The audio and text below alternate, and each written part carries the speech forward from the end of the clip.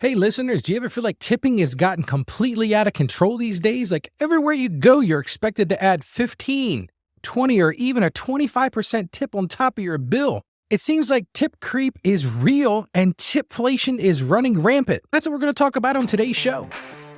Welcome to the Ask Ralph podcast. We're listening to an experienced financial professional with over 30 years of experience can help you make sense of confusing questions, current headlines, and industry trends about taxes, small business, financial decision-making, investment strategies, and even the art of proper budgeting.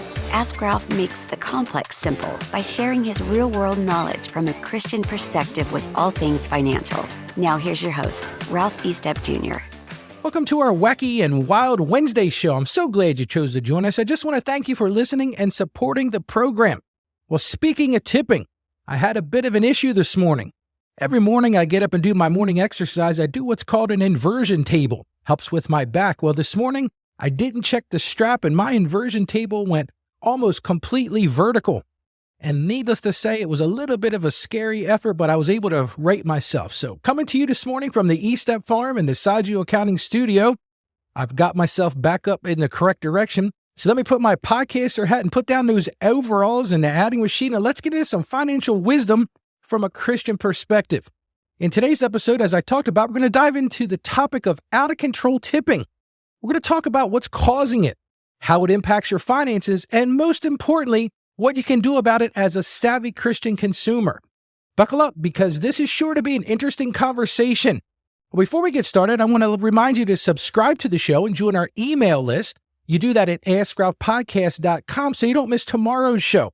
Tomorrow we're going to be talking about something a listener asked me the other day, and that is, how long should I keep tax and other important records, Ralph? So tomorrow's episode is going to be all about what records to keep and how long you should keep them. So let's start with today's Bible verse. Proverbs chapter 11, verse 1 says, "Dishonest scales are an abomination to the Lord, but an accurate weight is his delight." As Christians, God calls us to live with integrity and honesty in all areas of our life, including how we handle money and business transactions. So when tipping gets out of hand, it can start to feel dishonest and become a burden. So today we're going to explore whether tip creep has gone too far and how we can respond to it in a way that honors God. So that's what we're going to talk about on today's show. So let's first define what I use the word tip inflation. Tip inflation or tip creep refers to the phenomenon of tips steadily increasing over time. I see this every time I go out anywhere. What used to be considered a standard 15% restaurant tip is now creeping towards 20 and 25% is the new normal. The other night, my wife and I were out to dinner and we noticed on the screen when we went to pay, it actually started at 22% and went up to 30%. And tipping is expanding too. We're now prompted to be tipping on carry-out orders, coffee shops, Airbnbs, ride shares, and even more places. I've even seen some technicians come out to my house or office to do work, and they had a place to put a tip line when they took my credit card. Now, don't get me wrong. I'm not against tipping in general. My son's a barber. He lives on tips. I think choosing to tip can be a great way to honor hard work and express gratitude. But I want to highlight three concerns I see with tip inflation. And first, this one is the big one. It's unpredictable. I never know what the tip amount is supposed to be, and it creates stress and confusion. I hate fumbling with the receipt and calculator after meal trying to figure out an appropriate tip amount. And secondarily, it's involuntary. Tipping used to feel like a bonus for great service, but now feels more like a fee you're required to pay regardless of service quality. And psychologically, that changes things. If it's not voluntary, if it's not something you do out of joy to reward a good server or reward a good service, I'm telling you folks, it feels very involuntary. And third, it's unfair. Servers shouldn't have to rely on whims of customers to earn fair wages. That's just the truth. And as a customer, I don't think it's my job to directly supplement a server's income. That should be on the employer.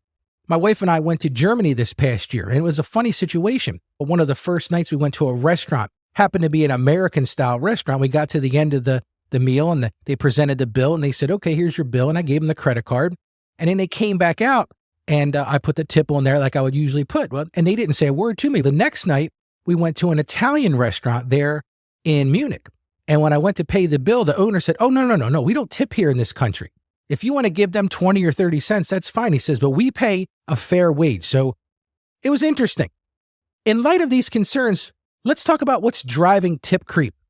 And I think there seem to be a few key factors. And the first one is this. There is a genuine desire to be generous, especially after difficulty during those pandemic years for many service industry workers. That's very understandable.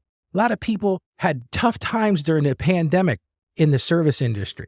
And second, it's peer pressure. No one wants to be viewed as cheap or stingy by tipping less than what's now considered normal. The problem is, what's normal now? And that peer pressure is really strong. And third, companies offloading labor costs on the consumers under the guise of tipping.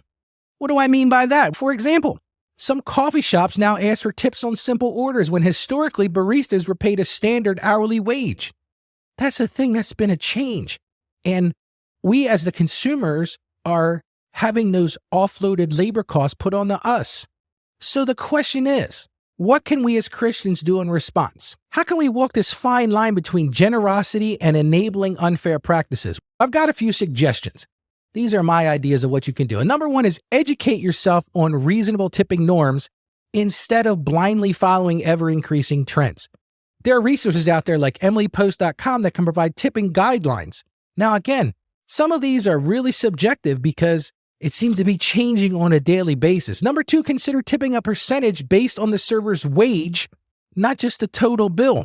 Servers in some states with higher minimum wages may not rely as much on tips. One of the things we've seen in the economy is the people in California, their minimum wage, I think, for restaurants is now almost $20 an hour.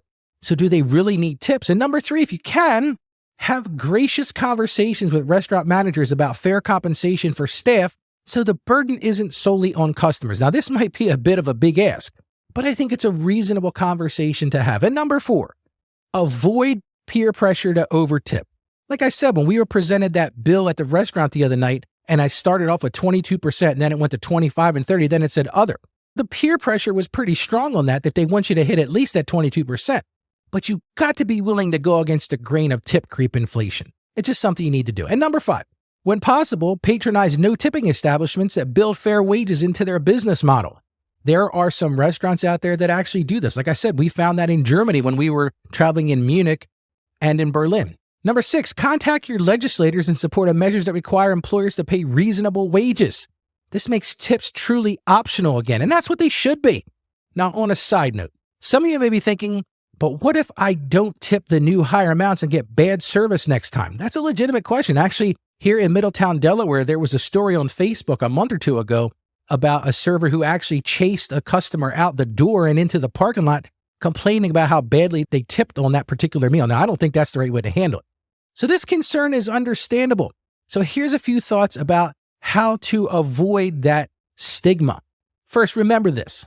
Your worth and identity are in Christ, not the opinion of others, so you got to stand confidently in that. If you feel like you've tipped a fair amount based on what you received, then stand by that. Your worth is not identified by them, but it's identified in Christ. And secondly, graciously explain your position if asked. If I was chased down in a parking lot by a server who thought I didn't tip them enough, then I would have a calm discussion with them. Most servers will understand your desire not to inflate tipping norms. And third, if the service is chronically bad and established, then yes, it's fair to not go back or tip at those higher amounts. If the service is terrible, no one is making you give a bad tip. But try to discern what's occasional bad service versus systemic issues. For example, if you go into a restaurant on a Friday night and it's busy in that restaurant, then you have to expect that service might be a little diminished. But if you go on a Tuesday night, maybe it'll be better. My hope is these tips empower you to make informed, Christ-centered decisions when tipping. And don't tip over like I did.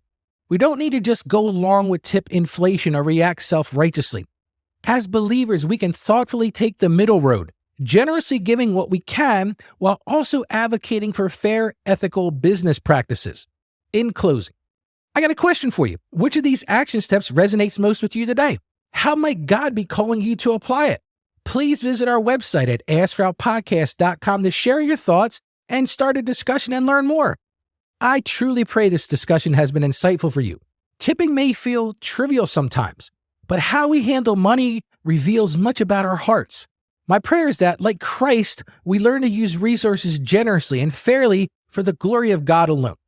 Now, before we wrap up, I want to remind all of our listeners to visit our podcast page. You do that, as I said, at askroutpodcast.com.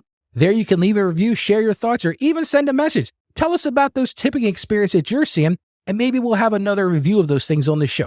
While you're on the website, make sure you join our email list so we can send you our daily email with what's going on with the show. You can also schedule a consultation if you've got any specific financial topics to discuss. If you know someone who also feels that tips have gotten out of control, do me a favor and share this episode with them and share the program. Maybe they too have some opinions that we can share with others. So let's do a bit of a recap. In this episode, we dove into the timely topic of out-of-control tipping practices and what I call tipflation. We defined tip inflation and looked at three concerns: the unpredictability, the involuntariness, and unfairness that can arise. We explored factors driving the trend like genuine generosity, peer pressure, and companies unfairly offloading labor costs to consumers under the guise of tipping. Most importantly, though, we offered some practical tips for Christians to navigate these challenges with wisdom, with discernment and grace. Things like educating ourselves on reasonable norms, tipping based on the server's wage, giving fair wages ourselves as business owners, and advocating for positive change. Our faith calls us to be generous and ethical in all areas of our life, including finances. And when it comes to tipping, we can strike that important balance. I hope this discussion has equipped you to do just that. Please visit again our podcast site, that's at askroutpodcast.com, to continue the conversation and get more savvy tips. And as I always say, stay financially savvy, stay wise, and God bless you today. Thank you for joining us on the Ask Ralph podcast. And with a simple click to subscribe, we'll invite you back to our next episode. And remember, financial issues don't have to be complicated. Just ask Ralph. The information contained in this episode of Ask Ralph is based on data available as of the date of its release. Saggio Accounting Plus and Ask Ralph Media, Inc. is under no obligation to update this content if changes occur. Applying this information to your specific situation requires careful consideration of all facts and circumstances, and any information provided is not to be considered as financial, tax, or legal advice. Please consult your tax advisor or attorney before acting on any material covered.